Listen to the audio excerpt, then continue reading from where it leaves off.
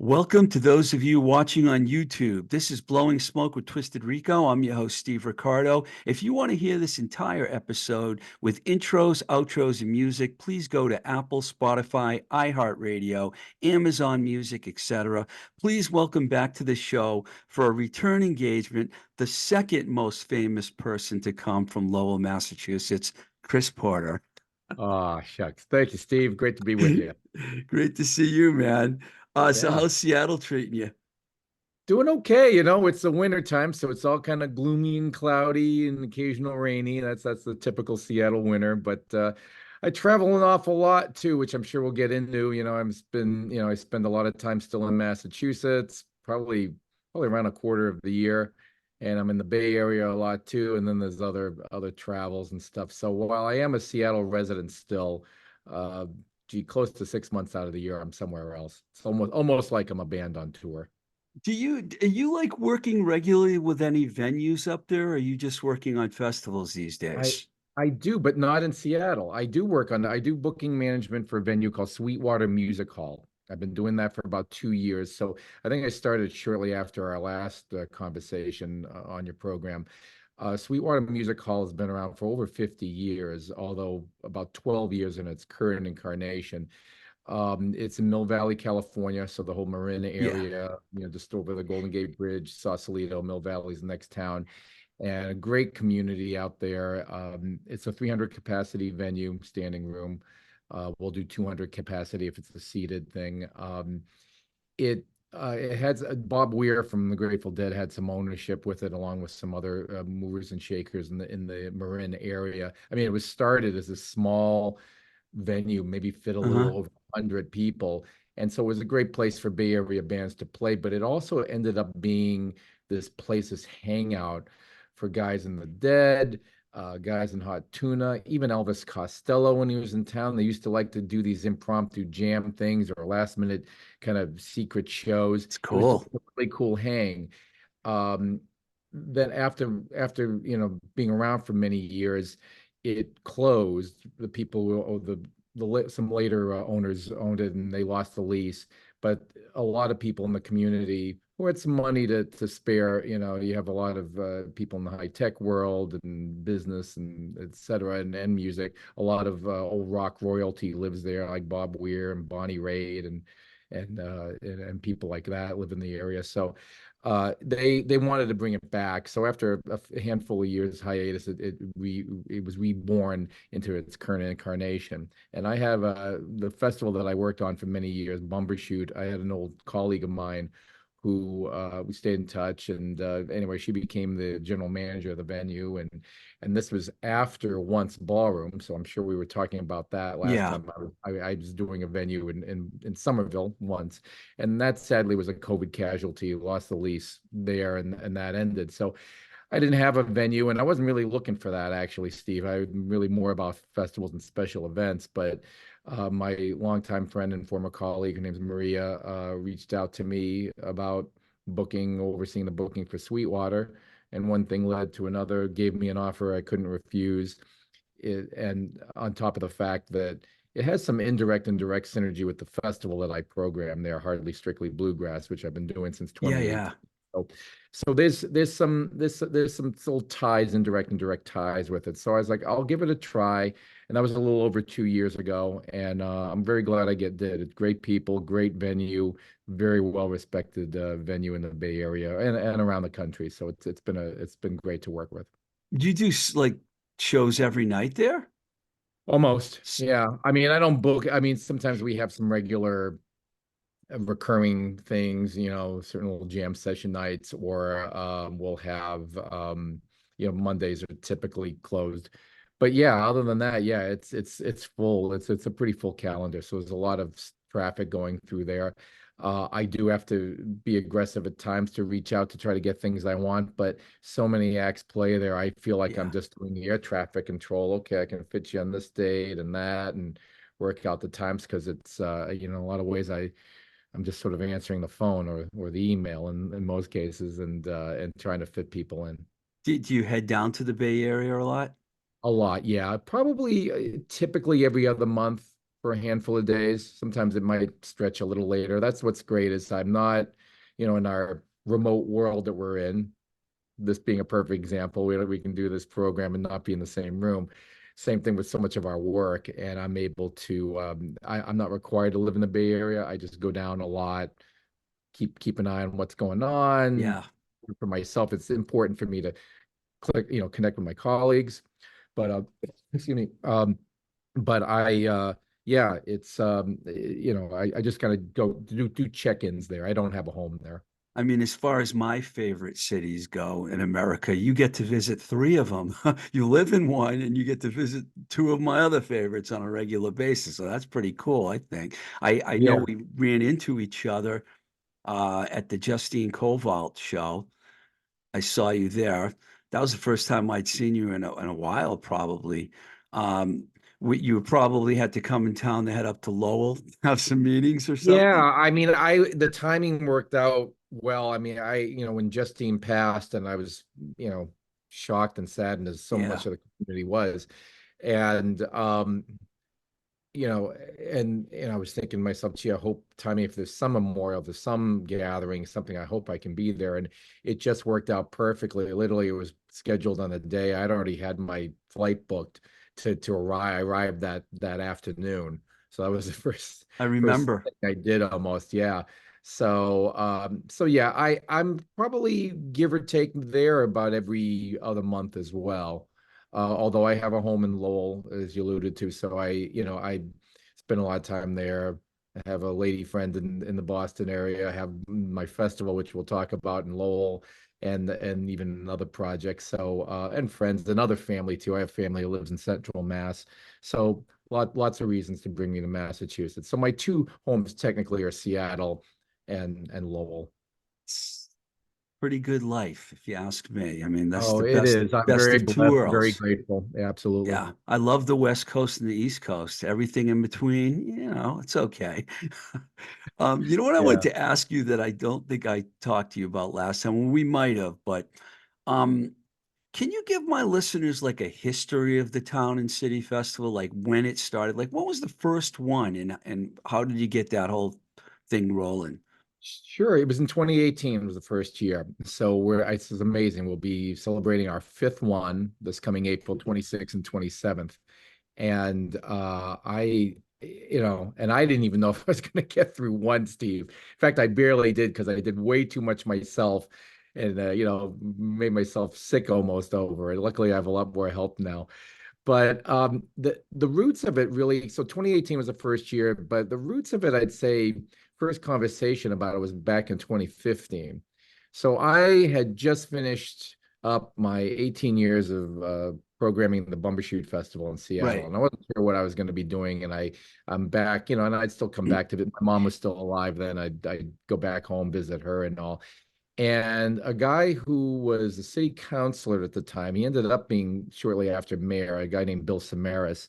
He and his wife were very good friends of my mom's, and I happened to be there when I was there. And so we chatted, and he kind of knew what I did, but didn't have a full understanding. He kind of wanted to take me out for coffee and just tell me a little bit about what he's hoping, he and some of his colleagues were hoping for Lowell. Because at that time, and I guess I could say, maybe dating back, give or take, maybe, 10, 11, 12 years ago, there's been a push in Lowell of a lot of economic development, and also part of that bringing some more arts in, Mm, arts yeah, opportunities, more events opportunities. They saw, certain thing, the Lowell Folk Festival has been a big deal for that city for many years. It's like their business Christmas time. But and they have a summer concert series, and there were events that go on, in other places. But they really, sometimes that's it. They really wanted to try to expand that more. And the city's been in a large way. I mean, it goes through problems that any city does, but I'd say it's a little more cleaned up and a little more hospitable to arts and musicians than it was, back 20, 30 years ago. absolutely. So he was originally reaching out to me about the Lowell Auditorium. At the time was managed by a different management company that's doing it now, but it was just really dormant. Like hardly anything would happen there. And he's like, I wonder if there's something you could do to something for the theater. And I was like, well, I worked on venues but that's really not my forte. My thing is festivals. Maybe I could come up with some sort of complimentary festival. I didn't want to step on the toes of the folk festival or any of the other events, but maybe I could come up with something. At the time it was in the fall, and a light bulb went on. I thought, well, gee, you want to do economic development, something more to engage the businesses. And I thought of the old, the classic South by Southwest model, that venue hopping experience. Yeah. And there's one, and I've seen it in recent years, over the last 10 years, happen, it particularly happened in a lot of small cities. I'm very bullish of what's going on in the smaller cities, because that's where creatives of any type of creative world can afford. They're getting priced out of the Bostons, New York, San Francisco, Seattle, et cetera, et cetera. So places like Boise and Tucson and Knoxville and Lowell, in a way, and Portsmouth, New Hampshire. We can point to these places that are doing some cool things. And gone are the days you have to, if you're going to do something really creative and successful, gone are the days you have to be in a big city. Once upon a time you had Yeah. to.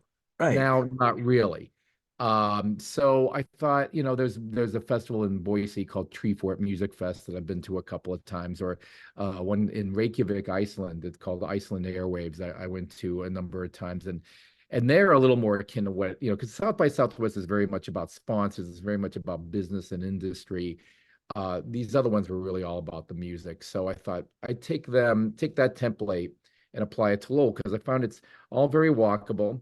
At the time in 2018, there weren't a lot of venues. There are more venues there now than there were then, but places I recognize that could be venues, and I can make venues out of, at least for a weekend. And excuse me. And so one thing later, I came up with a plan, and I'm like, okay, I'm going to launch it. I felt comfortable to launch it in 2018. Um, and then an interesting thing happened, not to go on too much of a tangent, but Hardly Strictly Bluegrass, which we could talk about more in a bit. But that's it's a major, major festival I work on in San Francisco at Golden Gate Park. And they reached out to me to see if I wanted to work on that, which I certainly did. And one thing led to another, and I got that contract. But it was going to be the same weekend I was initially planning to Ouch. do Town of the City Festival. Well, obviously I can't be in two places at once, but so I punted Town and City a little bit later in October, and so it was a little hectic. I was doing two festivals in the same month. But anyway, we did it, and so that was it, though, of just kind of talking to some local bureaucrats, and then one thing led to another, and I got a lot of the venues or places were really into me doing this. They were like, "This sounds like a great idea. We want to help support it." Hardly anybody charged me rent for these venues. If I tried to do this in Cambridge or Somerville, Boston, Oh, forget it. I mean, yeah. my venue cost would be as much as the artist cost, probably. So, I mean, everybody really, kind of came around and it's like, let's try this out. And so that October of third weekend of October in 2018, we did it.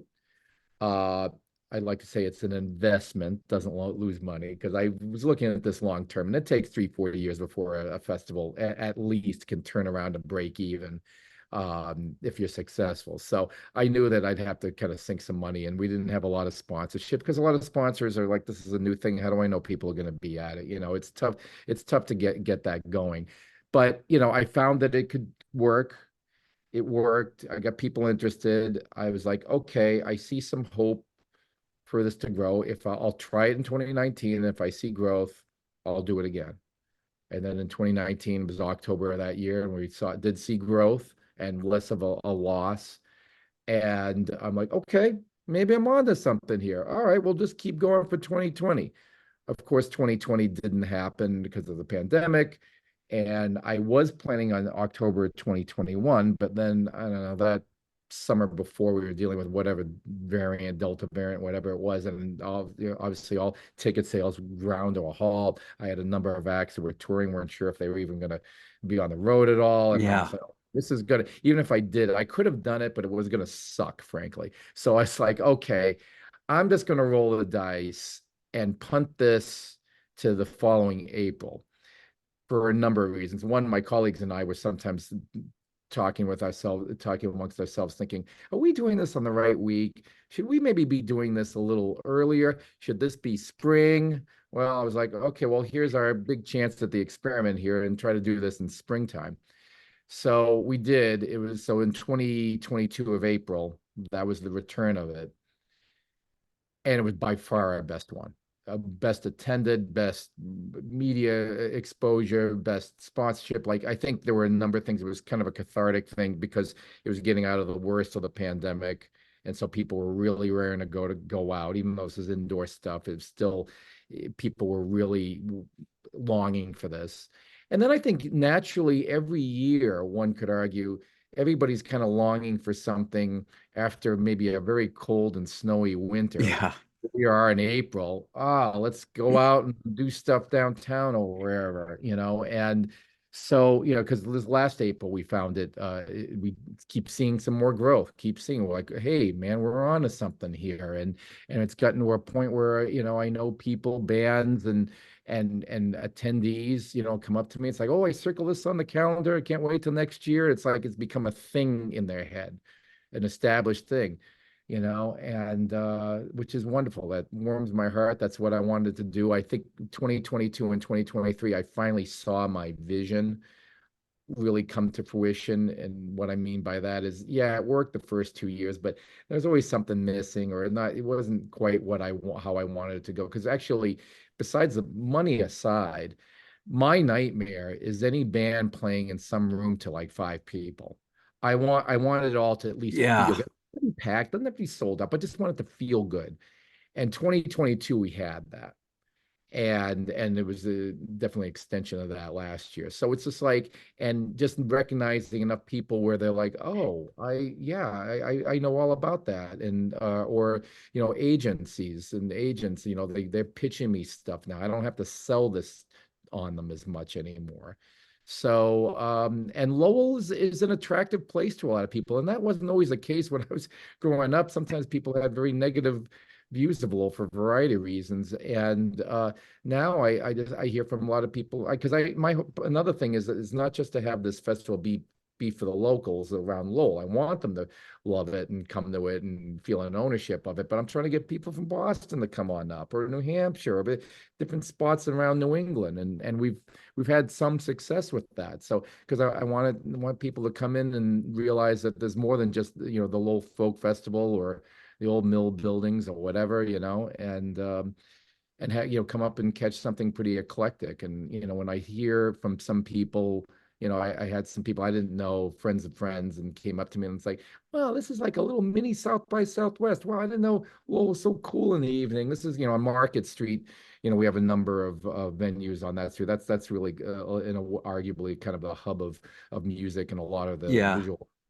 And people don't realize they don't come up there until they see it. And then obviously the businesses are pleased with it, who I work with, and then the city and the people in the city council and the mayor and people like that are really dig it. So I move on, Steve. One thing I've noticed is a lot of art starting to really happen up there now. I know several artists that have studios up there and they're going up there. And I was going to ask you about your relationship with the venues and the clubs. It seems like you have a good relationship. Are there more venues and clubs that want to be involved now, or do you have enough where I you think don't need I to? think I use them all You're already. using them all. Well, although this is kind of big news. I think it's kind of leaked out already. Kodo over in Salem is Yeah, opening Kodo in Lowell. they are. I didn't know that. Yeah, Wow. they took over this spot it's been dormant for a while. And then it was just some, I don't know, knucklehead kind of bar. I don't know. It wasn't a place I paid much attention to. It's over on Merrimack Street, one of the main drags in downtown. And but years ago, it was a place called Brian's Ivy Hall that I went into a couple times, and pretty big. There was two or three floors. Anyway, I understand they are in the midst of. I don't know when it's going to open, but I hear relatively soon, probably even before the festival. But I've already had to make my plans, so I wasn't in touch with it. But Are they gonna? Are maybe they gonna? I'm sorry. They're gonna do Japanese food too, or is it just I gonna be? guess, yeah, Wow. and I think I hear as rumor through the grapevine, yeah, Japanese food, one floor kind of more of a DJ kind of hangout kind of space, but then one of the floors, I don't know which one, barely a second, that could be a music venue. And I don't remember the capacity, but I recall it being a pretty sizable room, like over 200, I think. So, so that's an interesting thing right now. Yes. Right. And then there was this little bar that would do anything from like singer-songwriter stuff to punk bands. It's called Thirsty First. And they I was gonna work with them in 2020, and then we weren't able to because of COVID, but they ended up losing their space because of some flooding in the building or whatever. They had to go out of business for a while, but the owner of that just took over space from a former venue that had been called Concept Six, and years earlier it was called the Uncharted Gallery. Thirsty First just moved in there, and they're doing bands regularly. It's about a 110 venue, cap venue. That's the thing with Lowell is there's all these little teeny tiny venues and really big, like a little auditorium or the Song Arenas, like enormous ones. And so it was it kind of could use some more middle kind of sized ones. So maybe Yeah. Coda, although it's a great new venue. You were mentioning arts. Um, one of, if not the biggest artist colony and building that I've heard of is Western Ave Studios, and that's where a lot of visual artists have their studios and or living spaces. Yeah. At that space, at that area, there's a place called Taffeta that's been around for almost a couple of years, but I think they've been more active over the last year. And that's a 330 cap room. And there's also a brewery there, Navigation Brewery. We do some music there. So Coda we won't be working with because I had to kind of set my plans all together with the others, but maybe in the future. But I mean, I think we use the Worthen, Kevin, which does bands regularly, Warp and Weft, which always has bands on the weekends. We regularly use them, and then there are other spots where we'll like there's a little place called Brood Awakening. It's also on Market Street, and it's a little coffee cafe. And we'll put some bands out. We get a little permit to do some outdoor kind of sidewalk stuff on one of the days. I've So, checked out many of those venues. The place I really liked though was the Mill. That place was awesome. Where you oh, would take upstairs. yeah, you go up the Yeah, elevator. so I was going to get to that. Yeah, so that's called the Overlook at Mill Number Five. Yeah, So Mill Number Five, which is that little marketplace area. It's almost like it's I call it the mini great. Pike Place Market, Yeah. in reference to the Seattle's market. Um, I love that place. A guy named Jim Lachulis developed that, and wonderful place he did. It's one of my favorite places in Lowell. And that upstairs room, yeah, last year we had Rhett Miller and John Doe played there, and year before we had Tanya Donnelly. And it's the stage is perfectly situated where if it's clear out, the sun's coming down and you can see like a little, sort of silhouette of the buildings in the back there, and and the whole vibe, just great. So that's another music venue. So, I mean, back for many years, in the past, there maybe would be one, maybe two, but one of them would be just for cover bands or something. You know what I mean? And now there's just all these places. I haven't even mentioned everything, but there's all these places. So I kind of wonder if Lowell's actually coming up to critical mass on them. I don't know, but um, there's also another great place, Zorba Music Hall, which is kind of the focal point of a lot of tribute bands. They do tribute band thing does great, and you have legit musicians doing those things, but we utilize that room for a lot. We had like Buffalo Tom play there last year, and have had other prominent people like that. So, a lot of good rooms, and they're all in a mile radius walking distance. Taffet is a little further out. You might want to take a car ride to that, but everything else is it's all in walking distance. You've got that map in your head, man. You know that town inside and out. Yeah, indeed. Um, uh, like this would be pretty a difficult question to ask. I was going to ask you what the starting point would be to set up a festival like this. I almost imagine that it starts the day after the last one ended. You're probably already starting the second one. I mean, what once you have do you have the venues all solidified way in advance, or do you have to work out a whole new deal? Like we're coming back next year, or do you have to like renegotiate everything? I think every venue can be a little bit different. For the most part, um, I'll give us a little bit of downtime because it's so busy and it's so hectic and a lot of pressure. It's like, okay, once we get through that, I don't dive into it the very next week, but probably, I'll give it a month. We kind of do recaps and like what worked great, what didn't, what do we want to change for next year. I'll do that amongst my staff. And then from there, yeah, I'll just stay in touch with all the different venues and say, hey, we're looking to come back. And I'll reach out to them once we fully have determined what the dates are. And since we like April, and since typically the last weekend of April is not a holiday weekend, Right. I'll switch that. If we run into Easter or something else, I might have to switch it. But generally speaking, late April works. So I'll stay in touch with them and see. I mean, there was there was one venue that kind of needed to change the deal a little bit, but other than that, no, everybody's kind of onward. I mean, I just want to make sure, are you going to still be in business, or are the same people running the place? It's more that kind of arrangement, or that kind of that aspect is what I have to be careful of. But Is is it the bands or is it the performers or the sponsors that comes after that? Great question. I wish the sponsors came before, but that doesn't always. That's still somewhat a challenge. I'll be honest with you. I say to a number of people, I have to play kind of high stakes poker with this event because I have to go ahead and I'd say, so getting kind of to your earlier question, I'd probably start diving in gradually, but start diving in maybe say July, Okay. August, and through the fall. That's when I'm kind of really starting to work on it.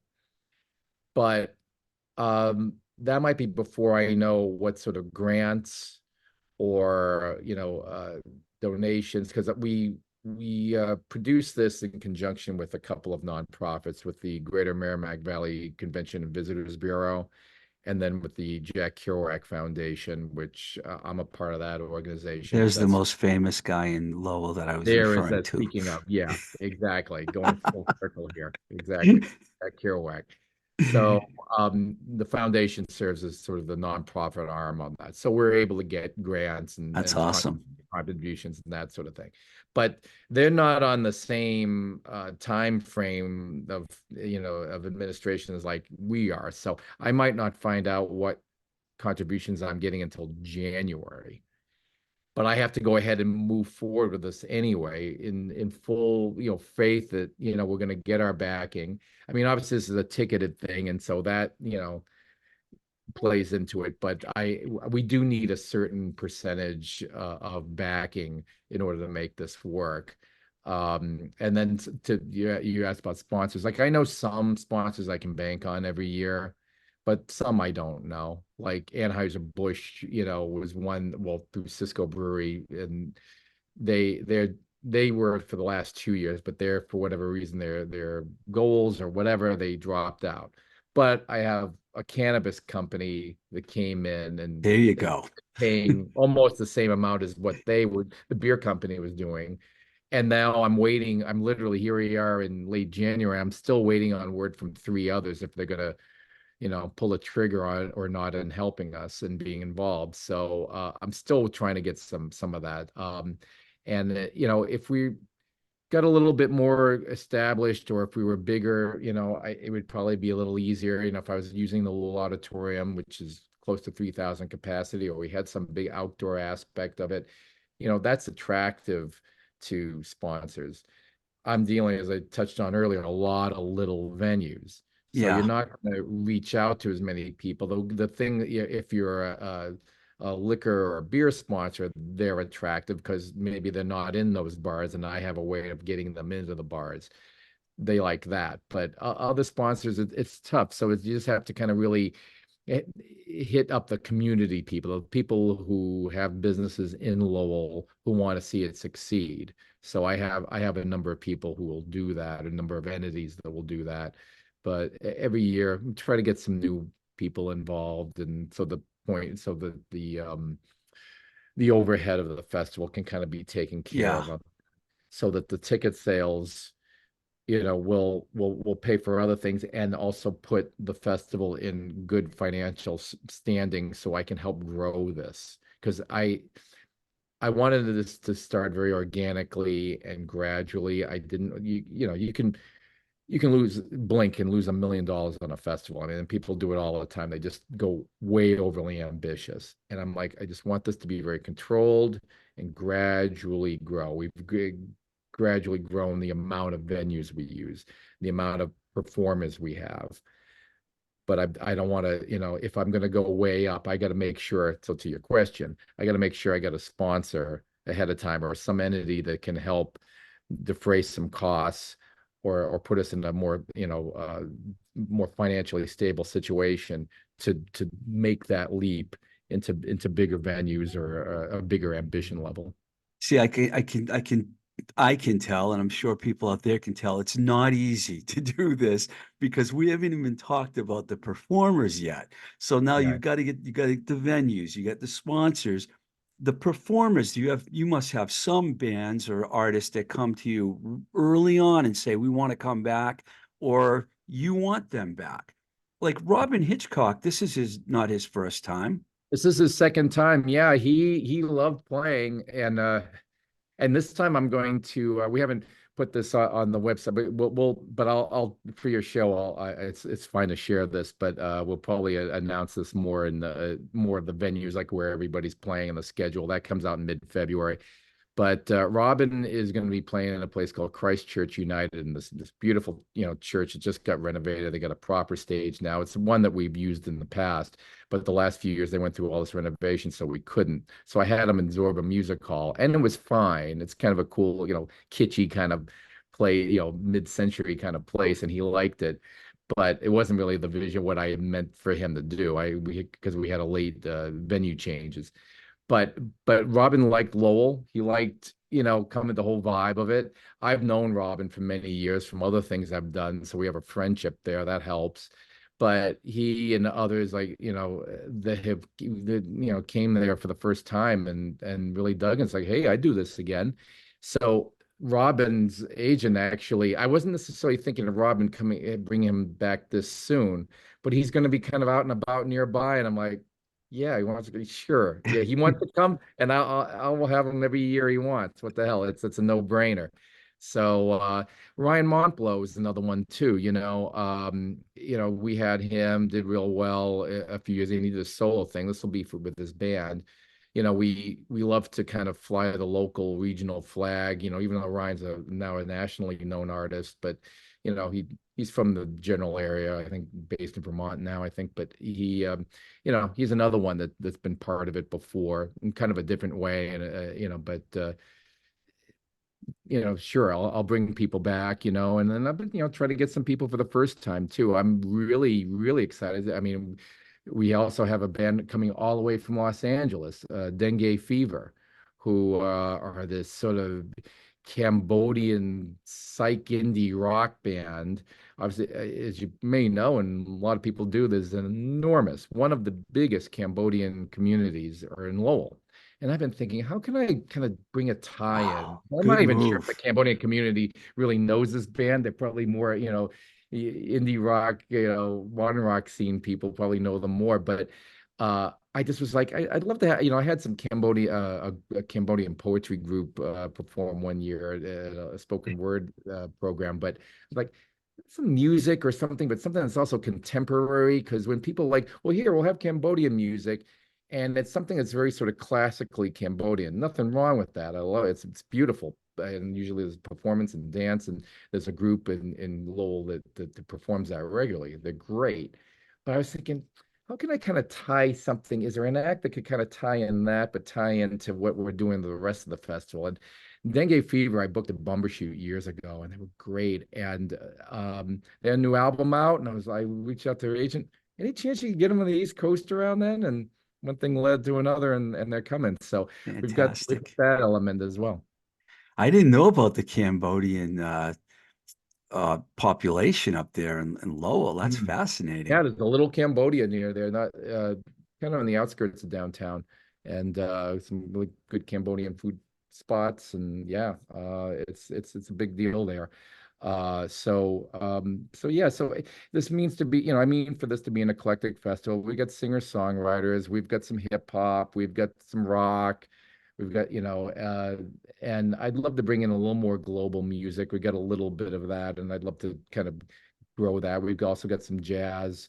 A guy who is going back to the Jack Kerouac part of our conversation, arguably, there's probably only three or four of Jack Kerouac's old pals who are still with us.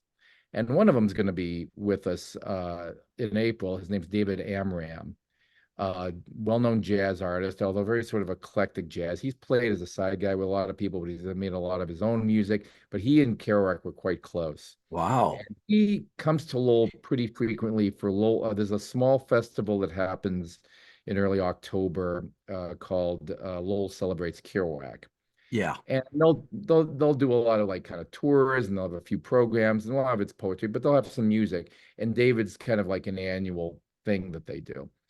But he was ill this past fall, so he couldn't be here. And they wanted to give him, the city, were going to give him a proclamation, which I guess they sort of did from, remotely, but they weren't really able to give him anything in person. So I just had the bright idea of like, we got to get him here because he's in his 90s, and God bless him, may he come, be able to do the next 10 Lowell Celebrates Kerouacs. But we gotta get some folks, we gotta connect with them as soon as we can connect with them. You just never know, right? So I thought, you know, I checked in with my pal. I have a lot of friends who work on Lowell Celebrates Kerouac, so it's all, copacetic here. I was like, hey, do you guys mind? Maybe we should bring him for Town and City.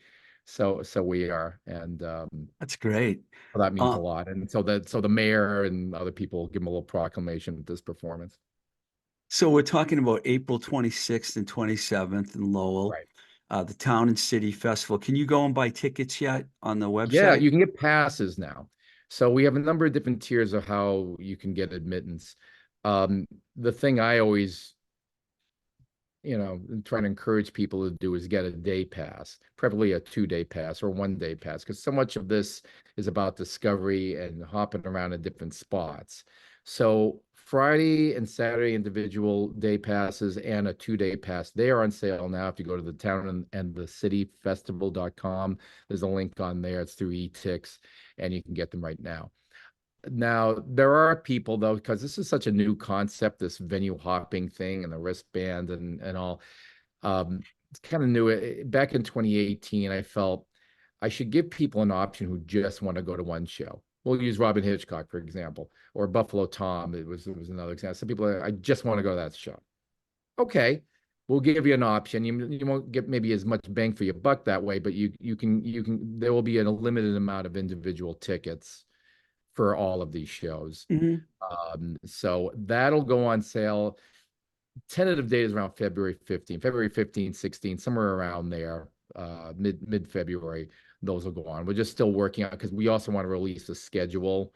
We know which venue everybody's playing, but we're still working around what the time schedule, set times are, and everything. So we like to announce that when we're announcing the individual tickets. But Are, that'll be an eventual thing that they'll be available to people. are all the performers now booked, or is there more that could be added on to the? I'm waiting on word on two. Uh, Everything's booked, but not everybody's been announced because we're waiting on the word on 3 more things. So we're going to add things to the announcement in February. I'm just waiting on them right now. Muck and the Myers is playing, I noticed. They're like my favorite Boston band. So, Are they? Oh, good. yeah, well, I've they've been been, they've Yeah, been I around for a wanted long them. time. Yeah. I've known Evan Shore back when he was a band called the Pets. That would have been Wow, in the that's way 80s. back.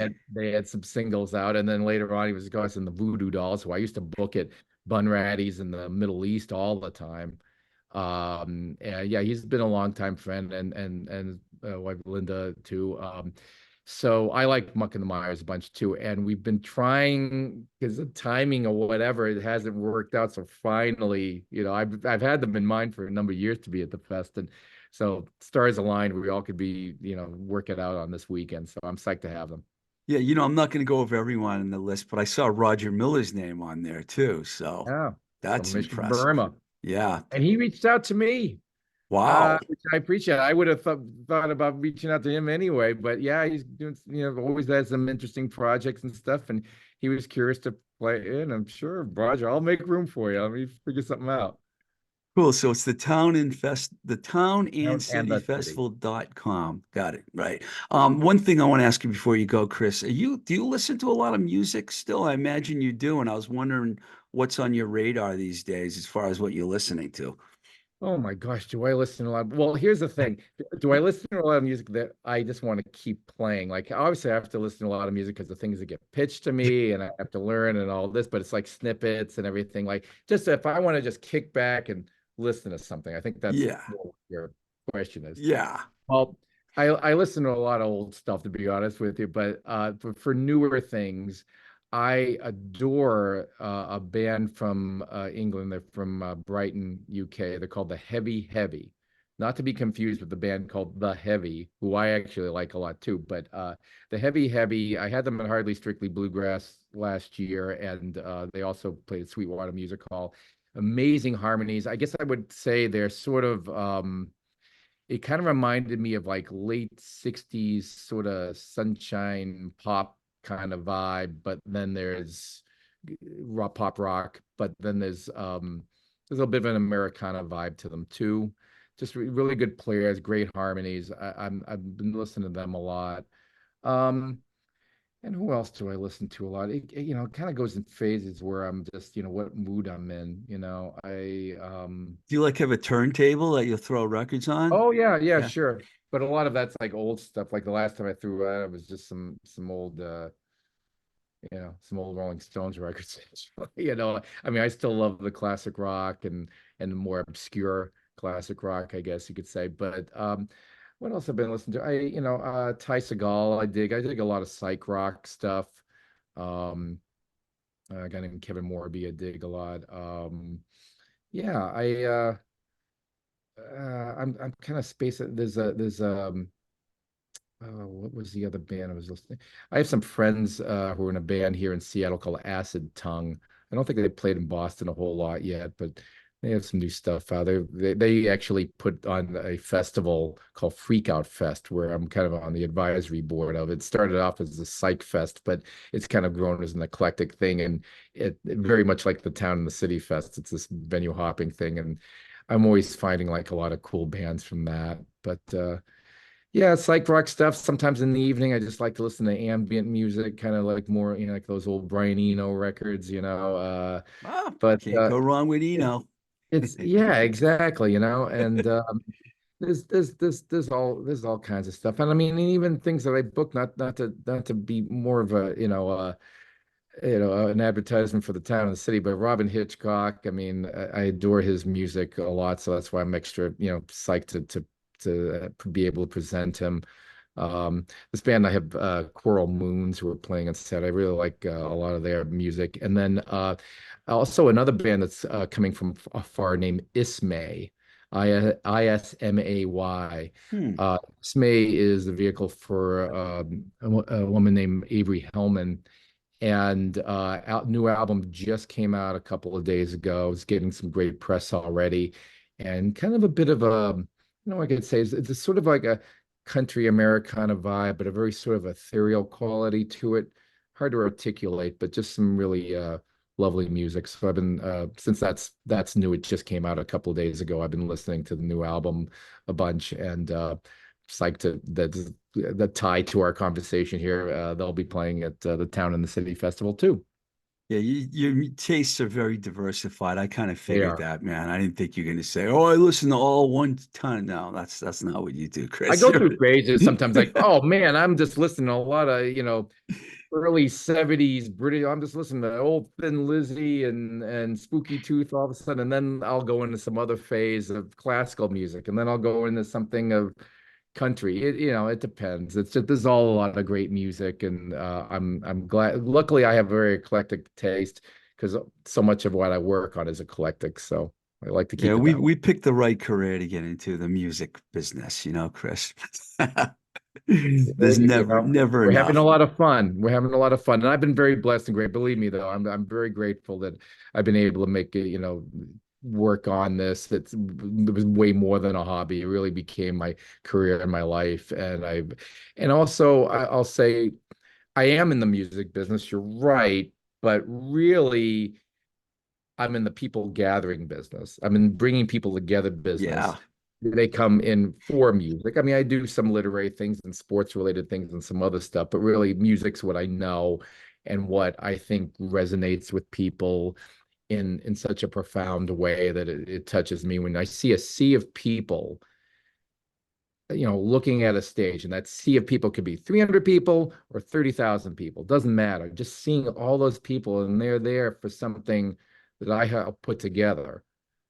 Yeah, they're not there to see me, tap dance or whatever on the stage. They're here, something else is really drawing them, but I help put this into motion to make it happen. It's an amazing feeling. I mean, I remember feeling that first time when I was started to work at Bun Raddy's back in the early 90s. And I'm like, oh, this is because I had dabbled in record business stuff. I had dabbled in artist management and an agent, had my, retail. I had my hands in a lot of different things in music. But that's what really resonated me is bringing people together for an event, for a show, for a happening.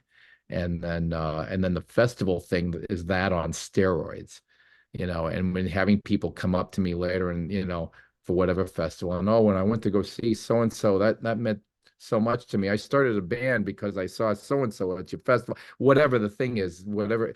I'll hear these stories, and it really means a lot, Steve. And it And never gets. thank you for doing it, man. I've known you for a while. You've been doing it since I worked at A&M Records back in Yep. the early, I think I met you in the early 90s, Yep, actually. that's right. Yeah. Yeah. And you've been at it for a while, man, and I appreciate it. And I appreciate you taking the time to come on the show again. Oh, pleasure to talk with you always, Steve. And You're you're it's recorded, fine. And if we're just on our phone, it's fine. I'm you're happy to always join you. welcome. You're always welcome, man. And I hope to see you up here in April. Maybe Please be before my then, who guest, knows? buddy. Yeah, yeah. April 26, 27, up in Lowell, various venues, the Town and the City Festival. And for all the listeners, yeah, as we said earlier, the Town and the cityfestival.com is our website. And we're also on all the typical social media things. We're going to be updating our website soon too. It's a lot happening over the next coming weeks. We will also have a festival app that I encourage people to download if they're coming up, or if they're not sure if they want to come up and but want to see what's going on. They can learn a lot about the That's a festival. good idea. I So like that that. we've had that in the past few years. We need to update it for this one, but probably mid-February it should be ready. And yeah, it's a great time. It's a special time, means a lot because it's my old hometown where I was born and raised, and it's great to see cool stuff happening up there. And if I can be one of the people that does some cool stuff, it means a lot. Thank you for doing this, Chris. Appreciate it. Thanks for having me, pal.